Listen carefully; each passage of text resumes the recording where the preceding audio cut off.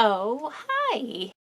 This week, I'm gonna make a handkerchief scarf out of this amazing fabric that I've had for a decade, and I've just had it set aside for the perfect project that never happens, because that's what I do with all of my fabric, and I'm on a mission to not be precious about it, or at least not as precious about it, because this has done me no good sitting on its little cardboard bolt on my fabric shelf. That's not the life it deserves. So yeah, this is like bonkers, right? I don't know what the fabric is. I know I got it at Joann's a long time ago, and I do know that my dear lovely friend Grant Scoville from Crafting with Cocktails also has this fabric because I saw it in a video once. It's also very silky. I don't think it's actual silk though, but it has a really good drape to it. This is why I would like to try making a handkerchief scarf out of this. I was considering doing a waistband, but I don't want to do a different type of fabric as a waistband, and I don't have anything similar to this. And also, this is gonna be like impossible to coordinate with. So I'm gonna do an elastic waistband. Because this is so lightweight, I don't want like a big bulky waistband. So I'm gonna give this fold over elastic a try. It has like a nice soft side, so I won't mind that against my skin. And it's just a nice like braid on the underside. I'm excited to try this out because it seems like a really good option for this kind of thing. It seems pretty strong, and especially doubled over, it'll be twice as strong. So it should be able to hold up an entire 1.5 yards of fabric. So we're basically making a circle skirt. As I learned from my, I almost said Anchorman. Rocket Man crossplay, I don't know what we're gonna call it, where I made the white tiny mini circle skirt with the glittery waistband. I'll put a picture here if you missed that whole ensemble. Which reminds me, I still have another accessory that I wanted to make for that. All right, time for a little post-it note sketch so I don't forget again. All right, I'm gonna pin this to my cork board of ideas over here. In fact, there's so much on that board that I already have a note for myself about this accessory and forgot it was on there. Oh boy. Anyways, what I learned from doing that is if you're making an elastic waist circle skirt, yes, that's great that it'll be stretchy at your waist, but it needs to get up over your ass, and I did not allow that for myself. So normally when you make a circle skirt, it's for something with a fitted waistband. So you use your waist measurement to get the circumference for the middle bit you're cutting out, so that, you know, it's not just a sheet of fabric and it can go over you or up you, I guess. But because there won't be any closure or anything, we still got to get it up over the goods, so I have to go by my hip measurement. And yes, I'm still technically in my pajamas because I feel like absolute trash today, but I wanted to make a thing and not sit in bed anymore because I have laid in bed cross-stitching for 2 days while my uterus tries to eject itself from my body, but I'm still here, goddammit. So I'm measuring around my biggest part just so I can make sure that this gets up and over. That is what I call my hip measurement. My hips are here, hip bones, but you have to account for your butt. So yes, I'm going off a 41-inch measurement here. And because it's elastic, it's okay if it's a little bit bigger than that, because yes, that's our measurement for the fabric hole we're cutting, but we're going to take our elastic, and obviously you don't need to use the fold over. I'm going to show you how I assume it goes on. Probably like a bias binding type situation. Use whatever elastic attachment technique you want. I have a couple different videos. I'll put a little card up here to like the cleanest technique if you want an exposed elastic. But last week I actually did a video. I did fuck up with the pockets, so ignore that debacle, but otherwise it's a very easy way if you want the top of this to just be like a folded over casing. So anyways, for the elastic measurement, I don't even get into numbers because every different elastic has a different amount of stretch. I'm gonna go around where I want this to sit, which is at my waist. And this actually has like a lot of give to it. Oh, and you know what? Actually, it may have less stretch when it's folded over. Okay, yeah, there's a little more tension there when the elastic is folded over. Stretch it just a bit so that it feels comfortable, and take a deep breath and make sure it's not like cutting into my tummy. So I'm gonna cut about 1/2 inch over from that. All right, back to the fabric. This fabric is 45 inches wide from selvage to selvage, but I got a little more than 1 yard of it, so it's gonna be close enough to a square. I'm not gonna go through the struggle of squaring it up, though I will be cutting off the serged ends and hemming all the way around, which is gonna take forever. You are welcome to like fold it corner to corner and square the whole thing up, but that ain't for me. If you do that, cool, you're caught up now. As for folding, I'm gonna take one selvage edge and bring it to the other. So we have it folded like this. I'm gonna fold it again this way. So there's raw edges over here and then raw edges over here. We're gonna go to this corner where none of the raw edges are exposed. This is like the center of the skirt. Yes, and you have been graced by the little tiny bird, but dude is very asleep and full of breakfast. There's a website that I've used before. It doesn't cost anything. It's certainly not sponsored, but it's just the Omni Circle Skirt Calculator. So you put in your waist measurement. You don't have to worry about the skirt length bit, and then it gives you the waist radius. And again, you can ignore the fabric length because you're just working with whatever you have. Oh, right, and also instead of waist measurement, I'm putting in my hip number. So I put 41 in for mine, which means our radius, that's the one you need, is 5.73. We're gonna round up to 5.75 and call it 5 3/4 of an inch. So I'm gonna take this measuring tape that has a little hole in it, and the hole is at 1/4 of an inch, which means I'm gonna add an extra 1/4 inch to the number on my tape, so that'll go up to 6. So I'm gonna grab a pen. I'm also going to grab an awl, but you can use another pen, pencil. All right, so I'm going to put my little stabby guy right to the corner here. Measure down to that 6-inch mark. I'd rather have too many marks than not enough. All right, so there's my mark, 5 3/4 of an inch down. I'm just going to take a rotary cutter, but use scissors, whatever you got on hand.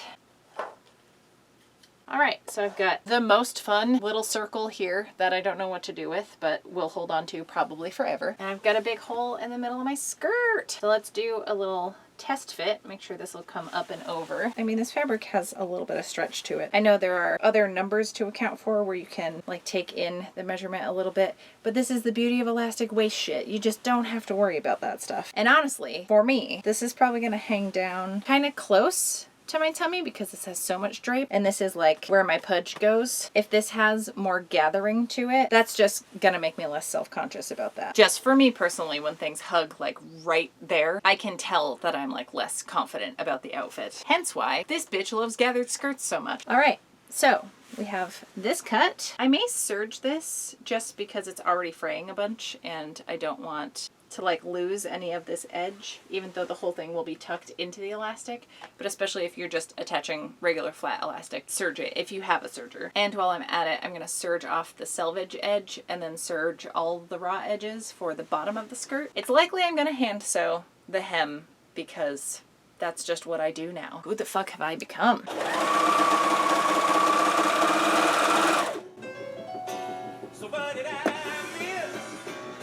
Look, even the cutoffs from serging are so pretty. You guys, I'm so excited to use this fabric.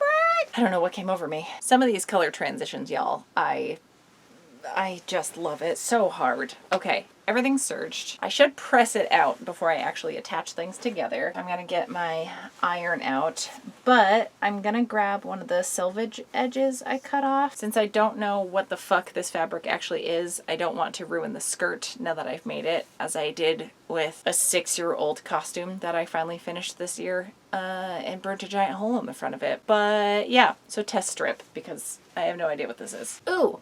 I made myself some baked beans and eggs for breakfast because I'm wildly predictable. But while I was doing that and, you know, listening to more Hamilton, I did just look up Joann's brushstroke fabric, and like the third search result was this exact thing. So it is 97% polyester, 3% spandex, so poly blend. It is a charmeuse, which I have heard that term before, but it just sounds like it could be any fancy-ish fabric. You know, that is something I'm learning.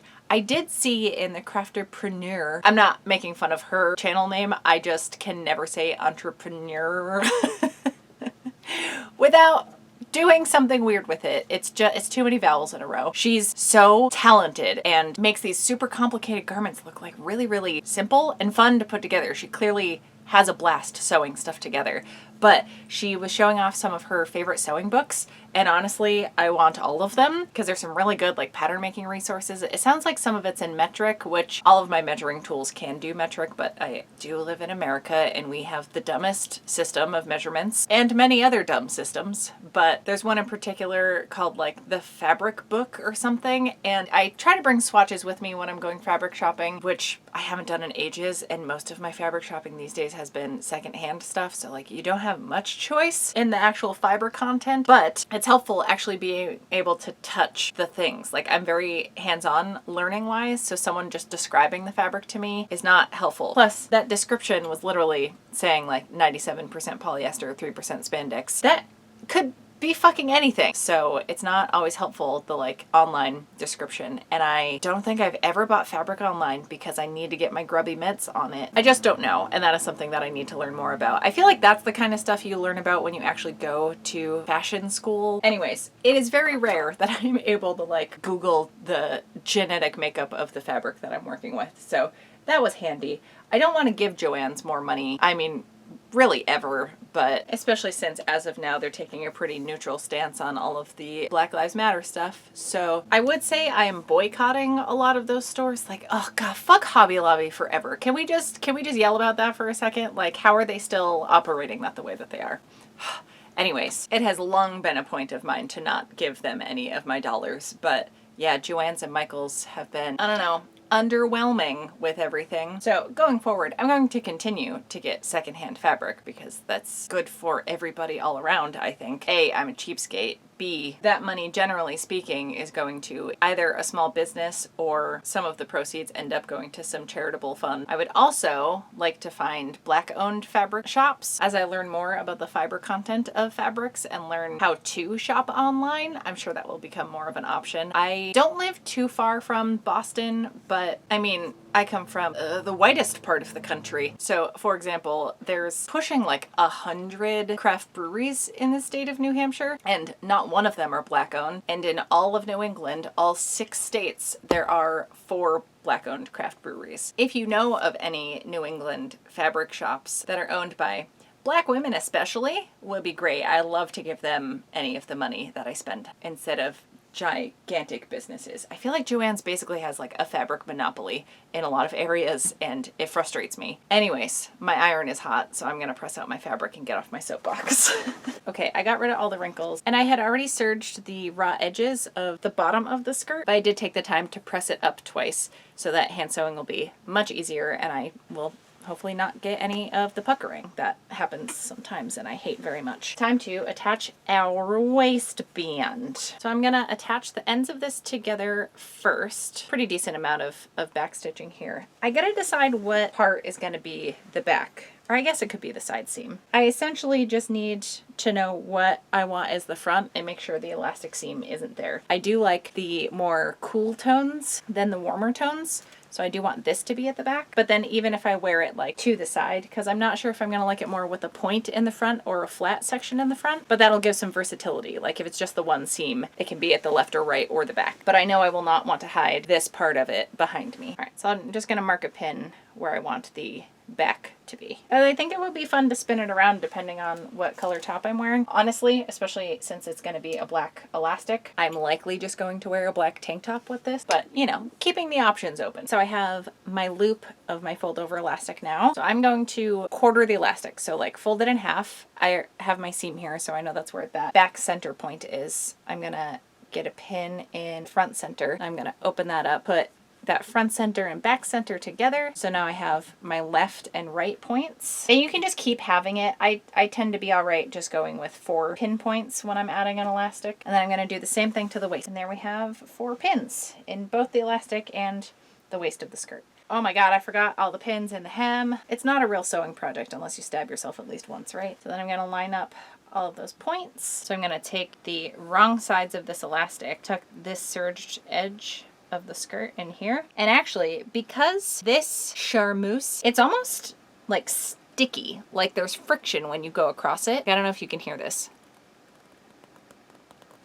So I did switch to a Teflon foot already, but I'm gonna sew with this facing down so it's less likely to stick because the feed dogs are gonna be under it and they'll be like moving along, so it's not gonna get stuck going across a completely flat surface. So, yeah, I've never used this elastic before and I'm afraid of this worming its way out as I'm stretching everything and not actually staying inside. I think it's going to be hard to keep track of. So what I'm going to do is leave the elastic open and stitch the edge of the skirt to that middle line there. And then it's not going to move around on me so that when I fold this over, I can just do a nice finishing stitch on the edge. I know it's not the quickest way to do this. It'll give me less of a headache. Okay, so I have this basted on here. God, you guys, it's looking so good. I can't wait to wear this.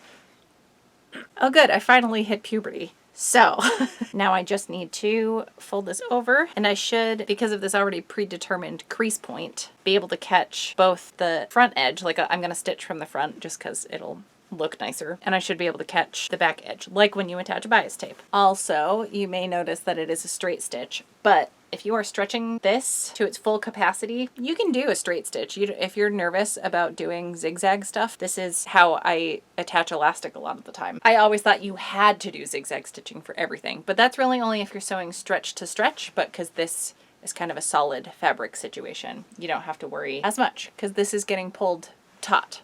The elastic is not going to go further than where I have it stretched, where when you need additional give, that's when you need a zigzag stitch. Okay, I am in love with the little waistband. I usually have longer waistbands when you see the elastic. It's just like a gorgeous border to it. I think doing something wider might have taken away from it a bit. I don't know.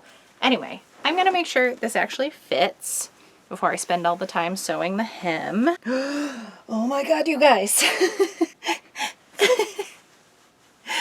Oh my God. I fully feel like a fucking Disney princess in this. Are you kidding me? Are you fucking kidding? Look at this goddamn thing. And then if I turn it so that that seam is at the side, like, oh my God, look at it. Okay, I have said the past 2 garments I've made have been my favorite garments I've made, but this is legit my favorite thing I've ever made. The only problem, and I think you are probably aware of that right now, is that there are not pockets. But because there's no side seam, there's not an easy way to put it in. And this is such a buck wild print. I do not want to disrupt it with any patch pockets. Wonder if there's a way I can pattern match to get something on the side here. If I'm able to perfectly pattern match this, I will consider adding a pocket, just because that is literally the one thing wrong with it. And you know, it is hugging my tummy a bit more than I'm normally comfortable with, but because of the print, I don't know, it's not bothering me. Normally this would drive me nuts, fully unbothered by it. It's like liquidy almost, but so flashy, it's like the opposite of an invisibility cloak. I can't stop looking at it.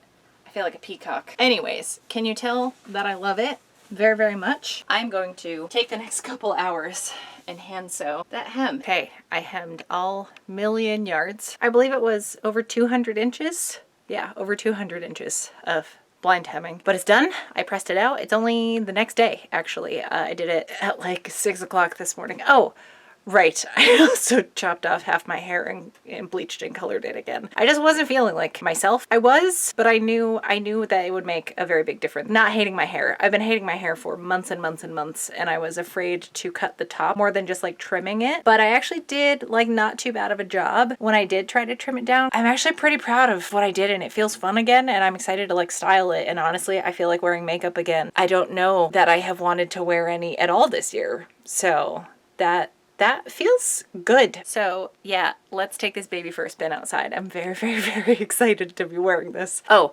also, I know this does not sound like me, but I decided against the pocket because I honestly hate patch pockets most of the time because things fall out of them because they're not in the side seam. I don't want to deal with adding a flap. Like I don't want anything to detract from the rest of the skirt, and I just don't see another good option.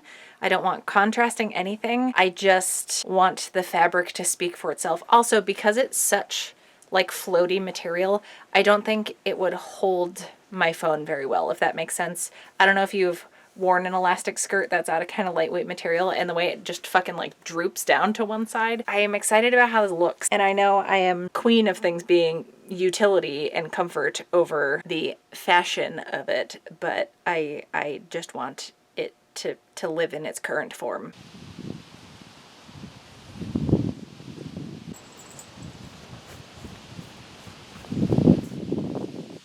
Okay, so can you tell that I really, really like this skirt? It's the most obnoxious thing I have ever owned and will ever own probably, but I'm here for it. This was an absolute blast to make.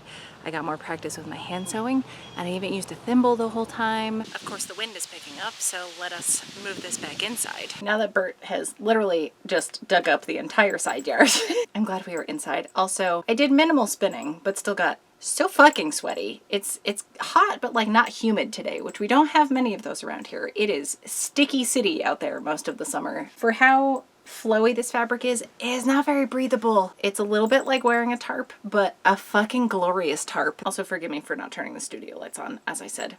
I'm very sticky now, and Bert needing to get held is not helping the situation. But well, he's here. I figured now would be a good time to say super goddamn thank you to everyone over on my Patreon. If you would like your name also featured and graced by little tiny Bert head bonks, then you're welcome to go check that out. I will link at the end of the video as well as in the description. I also have an Etsy shop if you want to check that out. You all helped me donate $80 to Black Lives Matter for the month of June, and it was the only way I could really get money together for that, and I just super appreciate everybody helping me move some of my inventory so I can make new stuff that I'm so pumped about.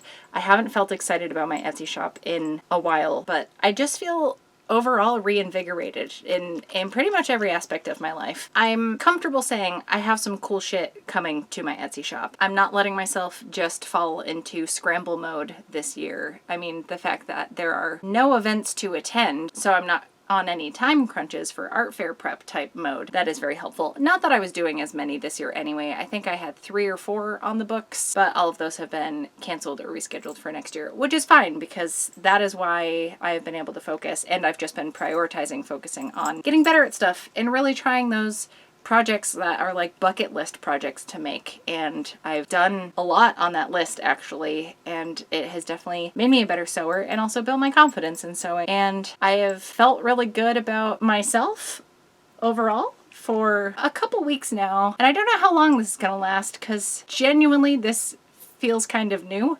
having any modicum of self-esteem, and I'm gonna ride this and lean into the cup runneth over feeling of my sojo being back. Just try to make stuff that I want to make. I cannot thank you all enough. Whether or not you support me on the Patreon or buy stuff from my Etsy, just you hanging out means the world. The comment section here, all the advice I get from people, the projects you share on Instagram and Twitter, it all has helped me become who I am and what I am, and yeah, wouldn't be able to do this without all of y'all. As for my channel recommendation this week, I would like to suggest you check out Blueprint DIY. She's a super rad, super talented, like, the number of ideas that that woman has come up with is amazing, but she's a Black upcycler, and I have felt so inspired by her videos, so I definitely recommend checking her out. I also just joined her Facebook group, the Blueprint DIY Renegade Upcycles, I believe is the name of it. I will link to both things below,